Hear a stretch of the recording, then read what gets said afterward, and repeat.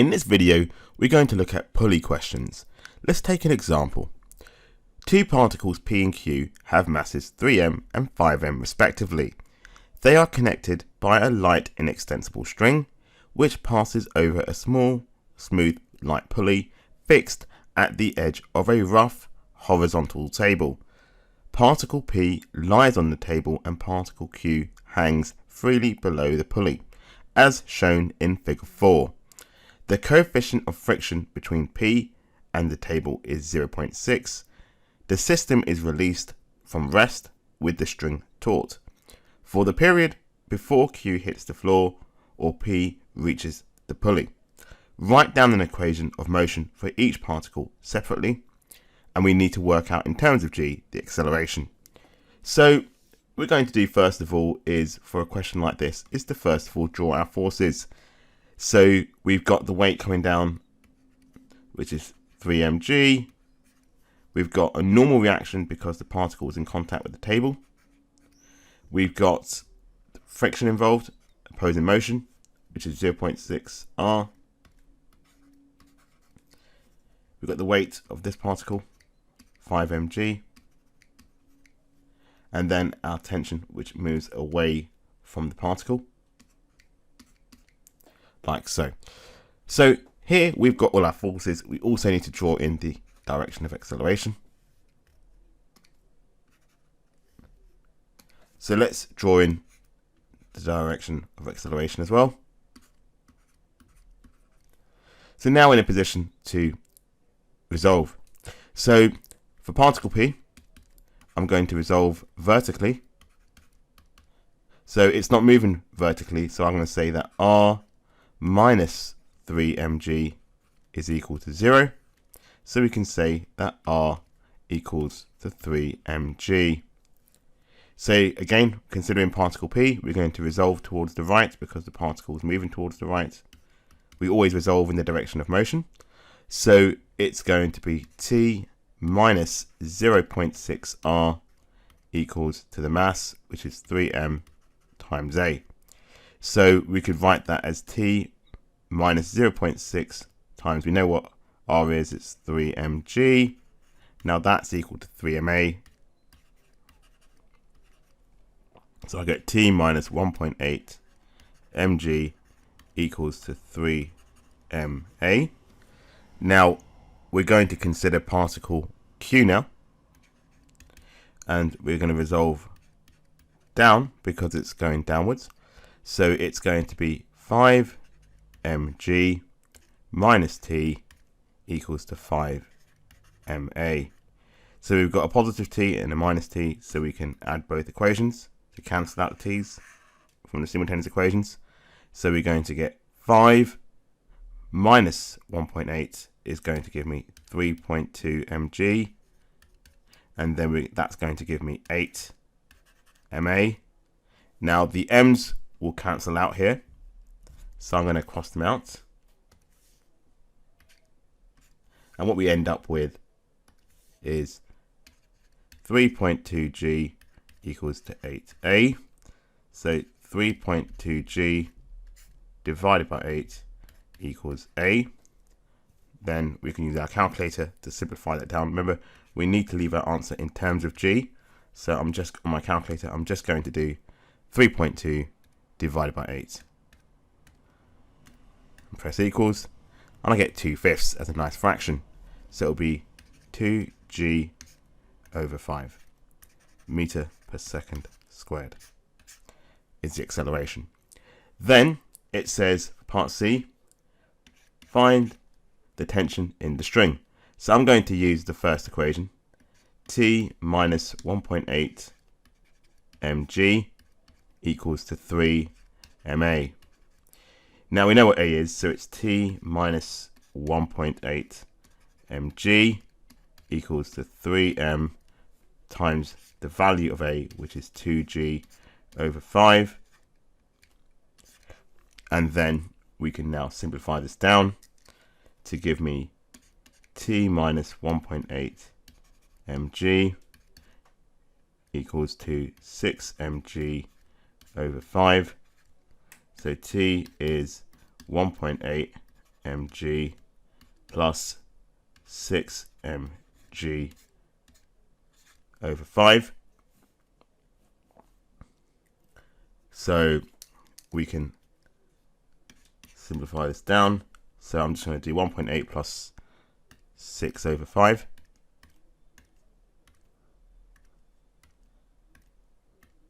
And that gives me 3 mg, exactly, newtons.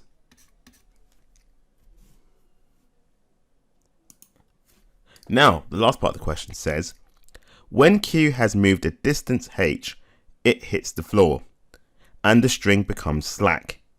Given that P remains on the table during subsequent motion, and does not reach the pulley, find in terms of h the distance moved by P after the string becomes slack until P comes to rest. So we're going to do SUVAT here.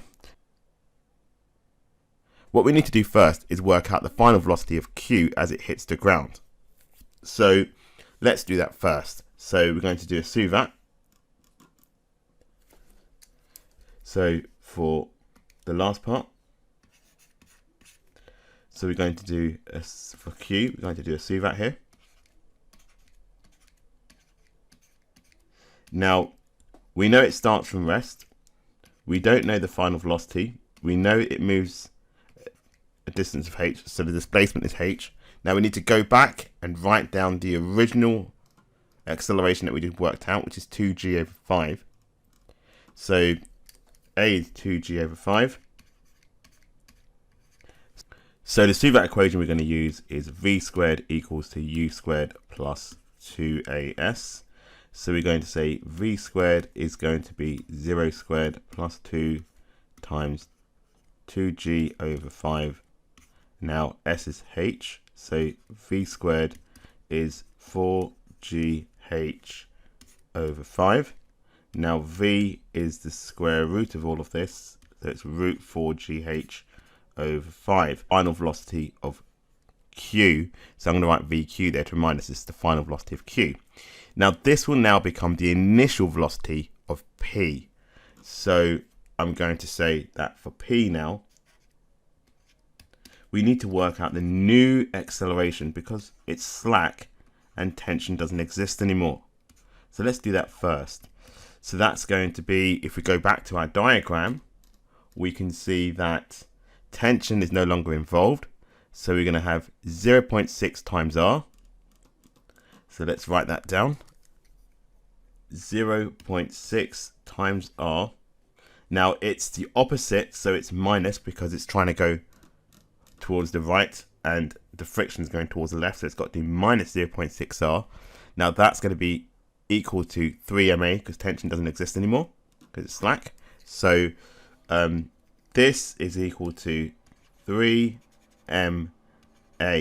Now we know what R is. It's 0.6 times 3 mg.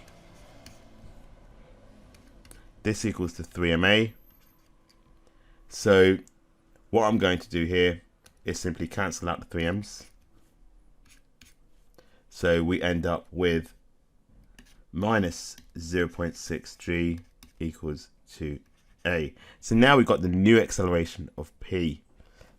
So what we're going to do here is now do another SUVAT. So we're going to say for P, we're going to do a SUVAT now. But be careful, the acceleration is now the new acceleration, which is minus 0.6 g. U is the final velocity of Q that we've worked out, which is the square root of 4gh over 5. So we need to write that down. 4gh over 5. And we need to work out this distance S.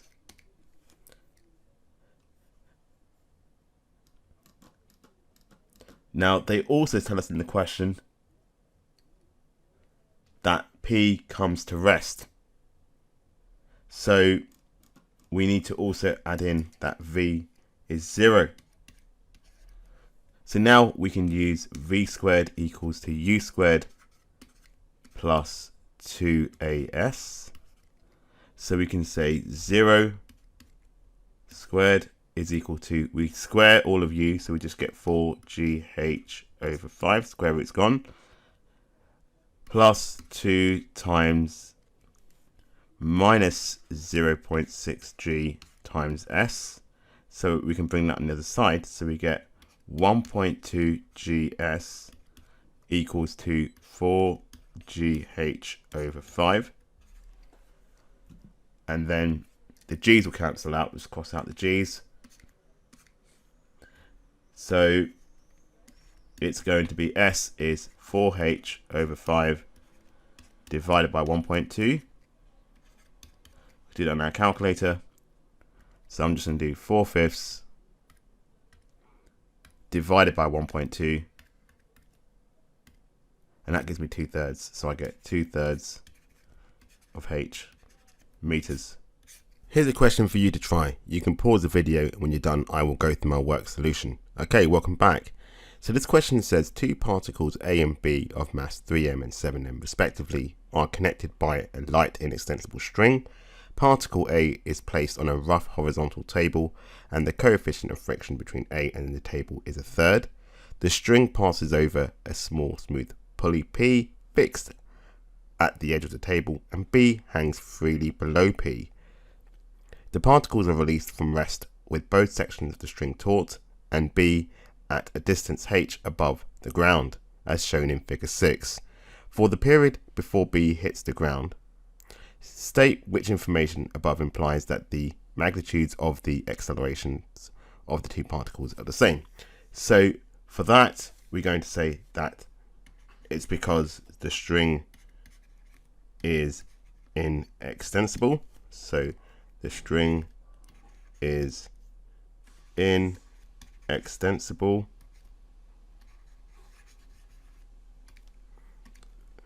That's part A done.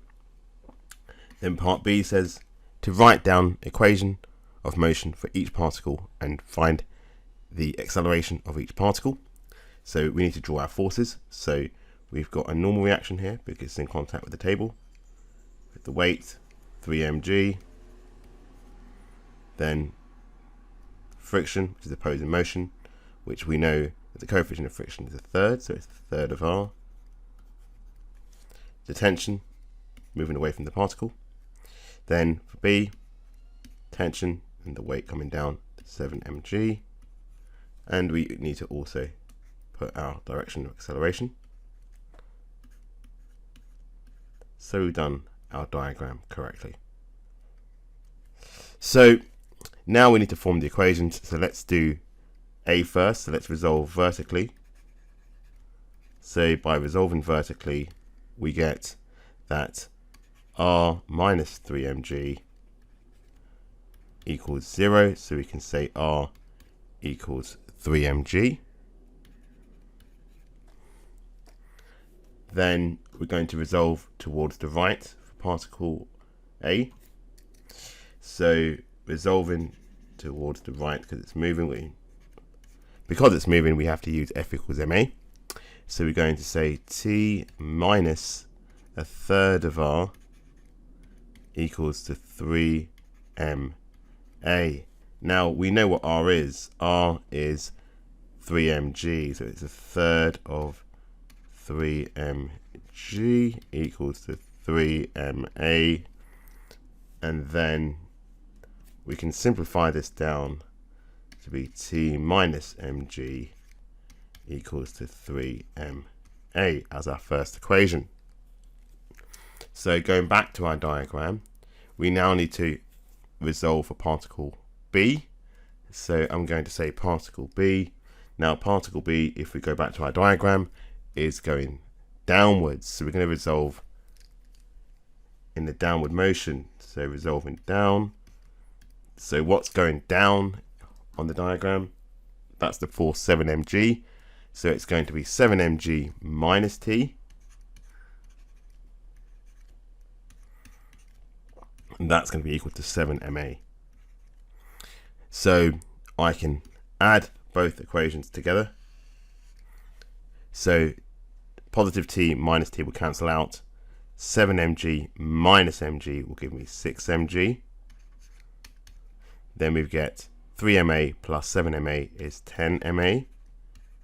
Both m's will cancel out, so I'm going to cancel them out here. So we end up with 6g equals to 10a. So we can work out the acceleration by doing a equals 6g over 10, and we can simplify that down to 3/5 of g meters per second squared for the acceleration. Now the last part of the question says, when B hits the ground, it does not rebound, and A continues moving towards P. Assuming that A does not reach P before coming to rest, find in terms of h the distance moved by A after the string becomes slack. So what we need to remember is B's going to hit the ground. So B's going to hit the ground with a final velocity, and that final velocity will now become the initial velocity of A. Becoming slack means string does not contain tension anymore. So what we're going to do is first work out the final velocity of B, so as it hits the ground. So we're going to do a CVAT there. So for B, we can do a CVAT. So we now know that the acceleration was 3/5 of g. It starts from rest. We don't know the final velocity, but we do know that the displacement was h. So you always go back and double check the question to make sure that it does say that the particles are released from rest, and yes they do. So now we can use the CVAT equation. We can say that v squared is equal to u squared plus 2as. So we're going to say v squared is 0 squared plus 2 times 3g over 5 times h. So v squared equals to 6gh over 5. So v is the square root of all of this, 6gh over 5, and this is the final velocity of particle B. So don't forget, when the string becomes slack, the tension does not exist anymore. So that means A is moving with a new acceleration. So let's do that now. So when the string becomes slack,